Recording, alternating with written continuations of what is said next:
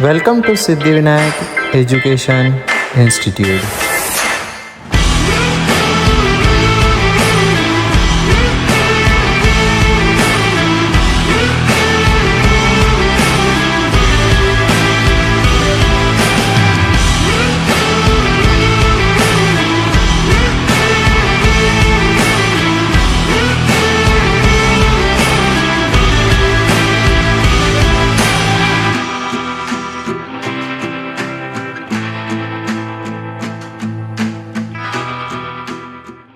And I am from Siddhivinayak Education Institute and today we are going to discuss about quantum numbers. तो quantum numbers को easily समझने के लिए हम एक एग्जांपल ले रहे हैं. समझो ये एक लड़की है जिसका नाम है निम्मी. ठीक है, निम्मी है अभी SVC के 3rd रूम नंबर में. ये हो गई निम्मी की पॉनीटेल. और निम्मी का कोई फ्रेंड अमेरिका में रहता है. ठीक है, और जो निम्मी का जो फ्रेंड जो अमेरिका में रहता है उसे निम्मी के बारे में इन्फॉर्मेशन निकालना है, उसे जानना है निम्मी के बारे में. तो वो अमेरिका से तो अब निम्मी के बारे में इन्फॉर्मेशन निकाल नहीं सकता.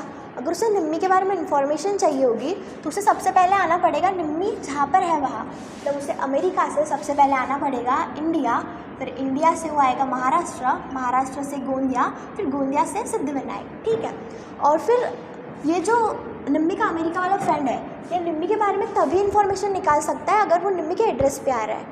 वैसा ही सेम केमिस्ट्री में होता है इलेक्ट्रॉन के साथ. अगर हमें किसी इलेक्ट्रॉन की इन्फॉर्मेशन निकालना है तो हमें सबसे पहले उसका एड्रेस पता करना पड़ेगा, तभी हम उस इलेक्ट्रॉन की इन्फॉर्मेशन निकाल पाएंगे.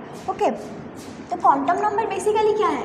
क्वांटम नंबर्स हमें उस इलेक्ट्रॉन का एड्रेस बताते हैं और क्वांटम नंबर्स की वजह से ही हम ये जान सकते हैं कि एटम कैसा दिखता है, उसका साइज़ क्या होता है, हमें प्रेडिक्ट कर सकते हैं कि वो कैसा दिखता है. ओके, तो क्वांटम नंबर्स के होते हैं 4 टाइप्स जो यहाँ पर लिखे हैं. Principal quantum number, azimuthal quantum number, magnetic quantum number और स्पिन क्वांटम नंबर. हम सबसे पहले देखेंगे प्रिंसिपल क्वांटम नंबर के बारे में. प्रिंसिपल क्वांटम नंबर जो है उसको हम n से डिनोट करते हैं. और प्रिंसिपल क्वांटम नंबर हमें एक इलेक्ट्रॉन के साइज़ और उसके ऑर्बिट के बारे में इंफॉर्मेशन देता है. तो ये शेल हो गई K, L, M इधर N. तो K के लिए N की वैल्यू रहती है 1, L के लिए रहती है 2, M के लिए रहती है 3 और N के लिए रहती है 4. सेकेंड है एजीमुथल क्वांटम नंबर.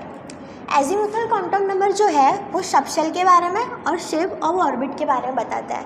और जो एजीमुथल क्वांटम नंबर है उसको हम L से डिनोट करते हैं और इसका जो फॉर्मूला होता है वो होता है L = 0 to n-1. और यहाँ हम क्लियरली ये चीज़ नोटिस कर सकते हैं कि जो L की वैल्यू है वो डिपेंड करती है N की वैल्यू पर. मतलब जो एजीमुथल क्वांटम नंबर है वो डिपेंड करता है प्रिंसिपल क्वांटम नंबर पे. ठीक है, अगर हम n = 1 ले रहे हैं तो ये इसमें अगर फार्मूले में हम इसको पुट कर रहे हैं n = 1 तो L की वैल्यू हो जाएगी 0 to 0. मतलब ये जो होगा ये आ जाएगा S सबशेल में.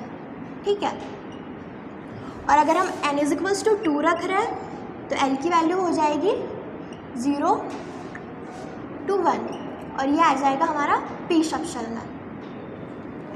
हम n = 3 ले रहे हैं तो L की वैल्यू हो जाएगी 0 to 2 और ये आ जाएगा D सबशेल में.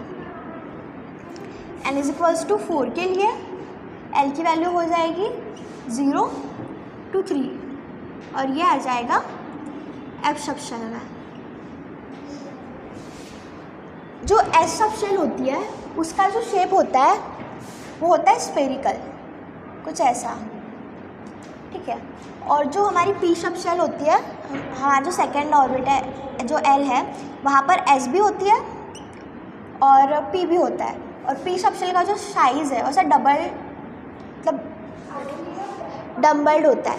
ठीक है, और n = 3 के लिए D सबशेल, तो यहाँ पर आ जाएगी S सबशेल, ये हो गई P सबशेल और D सबशेल जो होती है वो डम्बल्ड होती है, कुछ ऐसी. और n = 4 के लिए